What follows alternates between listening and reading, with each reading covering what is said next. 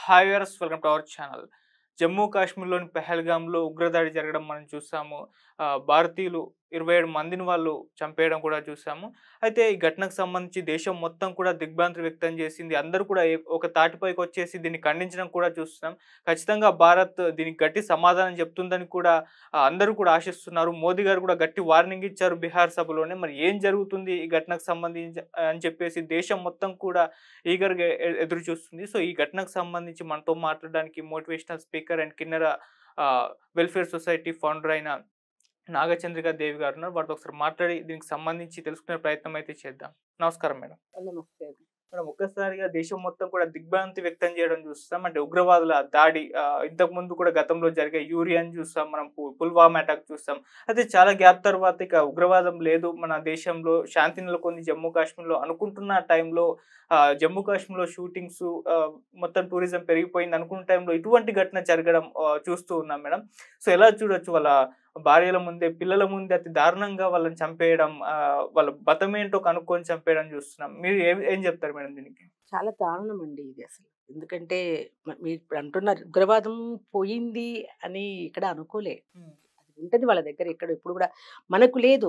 హిందువులకి ఎప్పుడు కూడా ముస్లిమ్స్‌ను ఎక్కడన్నా వేటాడి ఒక ముస్లింని హిందువు చంపినాడని ఎక్కడైనా ఉందా? నాకైతే నేను వినలేదు మరి. హ్మ్. ఎప్పుడు కూడా ఉగ్రవాదులు చంపినారు, పాకిస్తాన్ వాళ్ళు చంపినా ఇదే వింటున్నాం మనము. వాళ్ళకి ఇప్పుడు ఇక్కడ కూడా మన దేశంలో వచ్చి ఉంటున్నారు వాళ్ళు. హ్మ్. పాకిస్తాన్ వాళ్ళు ఉన్నారు.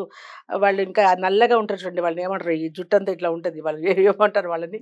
West Indies, Korea. ఆ! వాళ్ళెవరో ఉంటున్నారు. విదేశీయులు చాలా మంది ఇక్కడ మన దగ్గర ఉంటున్నారు. హ్మ్. మరి వాళ్ళంత ఈజీగా వచ్చి మన దగ్గర ఉంటున్నారు. మన మధ్యన ఉంటున్నారు. మనతో హ్మ్. ఉంటున్నారు. ప్రతిరోజు మనతో సహజీవనంగా వాళ్ళు తిరుగుతున్నారు, చేస్తున్నప్పుడు మనం ఎంత ఓపికగా, ఎంత సహనంగా మనం ఉంటున్నామో, వాళ్ళకెందుకు ఇంత మన మీద ఇంత వ్యతిరేకత?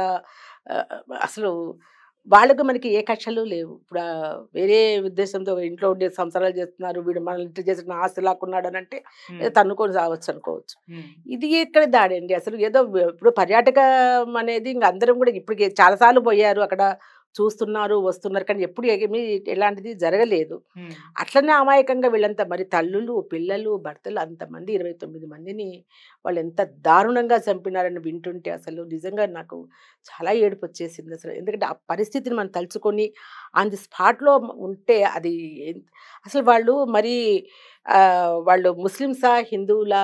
అవునా? కాదా? అనేసి వాళ్ళ పెళ్ళాల్ని ఇట్లా పడుకోమని చెప్పేసి, బోర్ల పడుకోమని చెప్పేసి హ్మ్. అసలు ప్యాంట్ అవి ఇప్పి చూసి వాడు ముస్లిం కాదు అని అంటనే హిందువు అని తెలుస్తూనే కాల్చి చంపేశారండి. అవును. అట్లా 29 మందిని హ్మ్. పిల్లల ముందర. ఆ బ్లడ్డు కాలువలేక ఆరిందని అని చెప్తున్నారు. ఆడవాళ్ళను, పిల్లల్ని ఏం చేయలేదనుకుంటా. అవును. ఒక్క మగవాళ్ళని మరి హ్మ్. వీళ్ళని ఏం చేసినారో, మరి వాళ్ళని పిల్లల్ని ఏమైనా చేసినారో అర్థం కాలే. హ్మ్. చాలా దారుణం అండి ఇది అసలు. ముందు నాకు చాలా బాధ అనిపించేసింది. ఇప్పుడు దీంతో చల్లగా ఉన్నటువంటి ప్రదేశం ఇప్పుడు ఇది. ఇప్పుడు ఏమి వాళ్ళకు మనకి ఏమీ లేదు. ఏదో హ్మ్. ఎప్పుడో ఏదో జరుగుతా ఉండింది అది అని అనుకున్నప్పుడు ఎప్పుడు మనము బొంబాయిలోని అక్కడ తాజ్ హోటల్‌లో కూడా హోటల్‌లో వాడు జరిగింది. కాల్చి చంపడం అమాయకులందరిని. ఇవన్నీ జరిగిన తర్వాత మళ్ళీ ఇప్పుడే మనం వింటున్నాం ఇంత దారుణం అని అనిపించింది నాకైతే గిన. ఓకే. ఇండియా కూడా ప్రతిసారి బదులిస్తూనే వస్తుంది. మనం యూరి అటాక్స్ చూసాం. సర్జికల్ స్ట్రైక్ చేసింది. పుల్వామా అప్పుడు ఎయిర్ స్ట్రైక్ చేసింది. ఇప్పుడు కూడా ఇండియా ధీటుగానే బదులు చెప్తుందని కూడా చాలామంది ఆశిస్తున్నారు. అండ్ ఆల్రెడీ కొన్ని నిర్ణయాలైతే తీసేసుకున్నారు. సింధు నది జలాలను అవును. పంపిణీ జలాలను కూడా ఆపేశారు. ఆపేశారు. సో, ఆపేశారు. మరి ఇప్పుడు యుద్ధ వాతావరణం కూడా నెలకొందని అంటున్నారు. యుద్ధం వచ్చే పరిస్థితులు ఏమైనా ఉన్నాయా మేడం మీ ఒపీనియన్‌లో?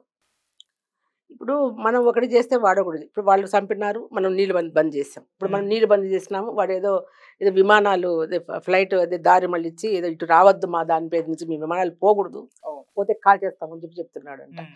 సరే వాడు ఇట్లా పోవద్దు. వాడు పోయేటి కూడా ఈ పక్క దేశాల మీద పోవాలంటే వాడు ఇట్లా పోవాలి కదా! అప్పుడు మనం కలుస్తాం మనం చెప్తాం. ఇలా ఇట్లా అనుకుంటూ ఎన్ని జరుగుతుందో నాకు అర్థం కావడం లేదు. హ్మ్. అంటే ఇప్పుడు నువ్వు ఒకటి కొడితే వాడొకడు కొడితే, వాడొకడు కొడితే వీడొకడు కొడితే దీనికి అంతు లేదా అనిపిస్తుంది నాకు. ఎందుకు మన మోడీ గారు చాలా ఇదిగా ఉన్నారు మరి.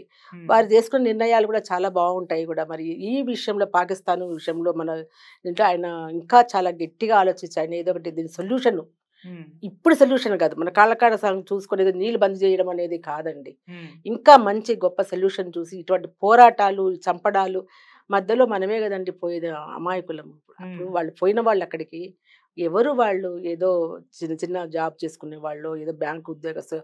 ఆయన ఎవరు మధుసూదన్ అని ఎవరు బ్యాంకు ఎంప్లాయీ అంట. హ్మ్. అసలు ఒక అతనికి ఏదో పెళ్ళై 4 రోజులు అయిందో ఏమో వాళ్ళు హనీమూన్ కోసం అక్కడికెళ్ళారంట. హ్మ్. భార్య కళ్ళ ముందరే చంపేశాడు వాడు. పోనీ శత్రువు అంటే వాడు పరస్పరం శత్రుత్వం ఏమీ లేదు వాడికి వీడికి కదా! వాడు పాకిస్తాన్ వాడు, మనం హిందువులం అంతే. హ్మ్. వాడు ముస్లిము, మనం హిందువులము. అసలు ఇప్పుడు మన హైదరాబాద్‌లో ముస్లిమ్స్ లేరా? అంటే హైదరాబాద్ అంటే ఇది మన ఇండియానే కదా! అవును. ఇండియాలో ముస్లిమ్స్ లేరా? ఉన్నారు. మరి ఉన్నప్పుడు మన వాళ్ళు ఎవరైనా వాళ్ళని చంపుతున్నారా? ఇప్పుడు వాళ్ళు చేసిన దానికి మన వాళ్ళు ఏదో ఈ బజరంగ వాళ్ళని వీళ్ళని వింటా నేను. నేను హ్మ్. జనరల్‌గా ఈ సమస్యల్లోకి నేను ఎప్పుడు వెళ్ళలేదు. హ్మ్. మరి మన దగ్గర ఇంత దారుణంగా లేదు. మనం ఎక్కడికన్నా పోయినప్పుడే వాళ్ళు కొంచెం మనల్ని అటాక్ చేయడము. హ్మ్. మీరు ఇట్లా హిందువులు ఇట్లా అనడము, అట్లా అనడము ఇవన్నీ కూడా చాలా ఇదిగా ఎందుకు వాళ్ళు కూడా ఇప్పుడు వాళ్ళు ఇండియాలో పుట్టారు. ఇండియాలోనే పెరిగారు. హ్మ్. ఇక్కడి ఆహారం తింటున్నారు. ఇక్కడి గాలి పీలుస్తున్నారు. ఇక్కడి నీళ్లు తాగుతున్నారు. అప్పుడు హ్మ్. వాళ్ళు ఏంటి వాళ్ళు? పాకిస్తాన్ వాళ్ళ వాళ్ళు? పాకిస్తాన్ అంటే మొత్తం పోతే కదా పాకిస్తాన్‌కి. ఇండియాలో ఎందుకుండాలి మరి? హ్మ్. అంతే కదా! నువ్వు నా దేశంలో ఉంటూ, నా నా తిండి తింటూ, నా గాలి పీలుస్తూ, నువ్వొచ్చి మా వాళ్ళని చంపడం ఏంటి అసలు ముందు? ఇక్కడి వాళ్ళని. కానీ అట్లని అందరూ ముస్లిమ్స్ అలా లేరండి. హ్మ్. అందరు ముస్లిమ్స్ ఎప్పుడు అట్లా లేరు. మాకు ముస్లిమ్స్‌తో చాలామంది మాకు స్నేహాలున్నాయి. మేము చూస్తాం. ఇప్పుడు మేము సంస్కృతి అని చెప్పి ఒక పెట్టి దాంట్లో ముస్లిమ్సు, అందరూ ఉన్నారు దాంట్లో మెంబర్స్. వాళ్ళు చక్కగా ఉంటారు మాతోటి అసలు. వాళ్ళ ఈవెంట్స్ ఉంటే మేము పోతున్నాం. మా ఈవెంట్స్‌కి వాళ్ళు వస్తున్నారు. వాళ్ళు ఏదన్నా చేస్తే వాళ్ళ అదేంది ఖురాన్లు ఇస్తారు మాకు. భగవద్గీత ఇస్తున్నాం వాళ్ళకి. తీసుకుంటున్నాం గానీ, నువ్వెందుకు ఇచ్చావు? మాకెందుకు ఇస్తావు? ఇట్లాంటి మాటలు మేమేమి అంటం లేదు. పరస్పరము గౌరవించుకొని, పరస్పరము మతాలు, కులాలు ఇవన్నీ చూడకూడదండి అసలు. హ్మ్. అందరం మనుషులమే గదా! ఎన్నో సార్లు చెప్తున్నారన్నమాట. అందరం మతం లేదు, కులం లేదు, ఏం లేదు. నిన్ను కోస్తే రక్తము ఎర్రగానే వస్తది. నన్ను కోసినా ఒకటే వస్తదని చెప్తున్నారు. హ్మ్. అన్నీ చెప్తున్నారు. మరి మళ్ళా ఇవన్నీ ఎందుకు మళ్ళా? ఈ మధ్య అసలు మళ్ళా అప్పుడు జరిగిన ఉగ్రవాదం తర్వాత మళ్ళా ఇది ఫస్ట్ మళ్ళా. అవును. కానీ ఇది చాలా ఉధృతంగా పోయేటట్టుంది చూస్తా ఉంటే హ్మ్. జరిగింది. ఎంతమందండి 29 మందంటే వాళ్ళ బిడ్డలు, భార్యలు వాళ్ళు ఏమైపోవాలి అసలు ముందు? హ్మ్. వాళ్ళు ఏమన్నా చేశారా నీకేమన్నా? చూడ్డానికొచ్చారక్కడికి. అదంతా గవర్నమెంట్ పర్మిషన్ ఉంది, మిలిటరీ ఉంది, అంతా ఉంది గదా! అవును. ఆ! నువ్వెవడు చంపడానికి వాళ్ళని? ఇప్పటికి చాలా మంది వెళ్లి వస్తున్నారు, చేస్తున్నారు. మళ్ళా ఇది ఈ అనుకోని సంఘటన అంటే ఏమార్చేశారు బాగా. హ్మ్. ఈ ఘటన తర్వాత ఇంకోటేంటంటే మేడం హైదరాబాద్‌లో అండ్ విజయవాడలో అంటే పాకిస్తాన్‌కి చెందిన వాళ్ళు ఎక్కువ మంది ఉన్నారు ఈ ప్రాంతాల్లో అని జెప్పేసి ఇప్పుడు వెలుగులోకొచ్చింది. ఇప్పుడు వాళ్ళందరిని కూడా పంపించేస్తున్నారు పాకిస్తాన్‌కి. సో, ఇన్నాళ్ళు అసలు మన పక్కకున్నారా అని కూడా తెలీదు. డౌటు తెలీదు. ఈ రోజు బయటపడింది. ఆ! అది ఎవరి చేతగానితనం అది? ఎవరిది చేతగానితనం? పాకిస్తాన్ ఒక ఉగ్రవాదులొచ్చి మనలో కలిసి తిరుగుతున్నారు. వాళ్ళని పట్టుకోలేకపోయారు ఇన్నాళ్ళ గురించి. ఇప్పుడు తెలుసుకున్నారు అనంటే ఎవరిది తప్పది? హ్మ్. అది ఎవరు దాన్ని జాగ్రత్తగా ఎవరు విదేశాల నుంచి వచ్చినప్పుడు మన చేతుల్లో ఉంది. ఇప్పుడు నా చేతిలో ఉందా? ఆడెవడో పాకిస్తాన్ వచ్చి నా ఇంటి పక్కన ఉండడానికి కాదు కదా! హ్మ్. ఆడ పాస్‌పోర్ట్‌లు, ఎయిర్‌లో రావాలి. వాడు విమానాల్లో రావాలి. అన్నీ ఉంటాయి. అదంతా ఎవరు చూడాలా? గవర్నమెంటే కదా! గవర్నమెంట్. గవర్నమెంటే కదా! మరి గవర్నమెంట్ ఎందుకు వాళ్ళని రానిస్తుంది? అంటే వాళ్ళకి బాధ్యత లేదా? అయిపోయినాక తిట్టడం ఏంటండి? ఆడముండగుడు, ఈడముండగుడు తిడుతున్నారు అందరూ. హ్మ్. సీఎం తిడుతున్నాడు, పీఎం తిడుతున్నాడు, అందరూ తిడుతున్నారు. ఎవరు 29 మంది చచ్చిపోయినాక. 29 మంది చనిపోయిన తర్వాత ఇప్పుడు అనిపిస్తుంది. హ్మ్. ఇది ఎన్నాళ్ళుంటుంది? ఎన్నాళ్ళుంటుంది ఈ బాధ?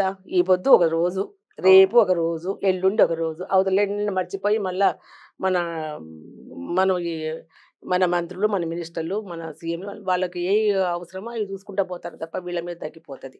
అదే బలమైన కట్టుదిట్టమైనటువంటి మీరు ఇది చేసి ఎవరిని రానియకండి ఇక్కడికి మరి. ఓకే. అంటే ఎలా అంటారు మేడం? ఇప్పుడు దీనికి కూడా బదులు ఎలా అంటే మీ ఒపీనియన్‌లో మీ పర్సనల్ యుద్ధం ఒపీనియన్‌లో అనేది హ్మ్. పరిష్కారం కాదండి. ఏది ఓకే. గూడా. ఎప్పుడు యుద్ధం పరిష్కారం కాదు. హ్మ్. యుద్ధము మనకు కూడా చాలా ఆర్థికంగా గావచ్చు, అన్ని విధాలా మనకు కూడా నష్టమే పోతాం. మనం కూడా నష్టమైపోతాం అది. అది హ్మ్. ఏ విధంగా పరిష్కారము అనేది అంత మేధావినైతే నేను కాదు. ఓకే. ఆ! కాకపోతే పరిష్కారాలు వేరే దారిలో చూసుకోవాలి గానీ, యుద్ధం జేయడం వల్ల చాలా మంది ఇప్పుడు 29 మందే పోయినారు. హ్మ్. ఇక ఆ తర్వాత ఎంతమంది పోతారో కూడా తెలవదు ఆ యుద్ధంలో. ఓకే. అమాయకులు అంతా.